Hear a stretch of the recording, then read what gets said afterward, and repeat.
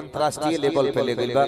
बड़े भैया रंजीत तिवारी भैया के हम स्वागत करब और हम चाहब भोजपुरी जगत के सबसे शानदार आवाज व्यवहार में विनम्र और कौन ऐसा पार्टी कौन ऐसा परिवार और कौन ऐसा वर्ग ना भइल जे गोलू राजा के दिल खोल के प्यार ना देलस। हम चाहब कि हमार शाहपुर के धरती एगो ताली बजा के स्वागत भाई गोलू राजा खातिर कर देवे।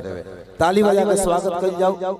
ए मंच पे प्रिय भाई गोलू राजा उपस्थित बने, हमार श्याम भाई बेलोटी से सबके स्वागत। लेकिन यही में एगो बात बा, हमार बात आ गोलू राजा के गौनई जेकरा जेकरा दिल में छुएला उई बात पे ताली बजावे कि नवही के उम्मीद बाकी धोती कुर्ता परिधान बा, माथे पगड़िया जेकर असली पहचान बा, देसी मिजाज में दहाड़े ना जे शेर निया तनी एगो ताली बजाई दोसर गोलू राजा बनल कहां आसान बा। तो हम चाहब जे गीत गौनई के धरती से आप सब बड़ा भाई चंदन के भाई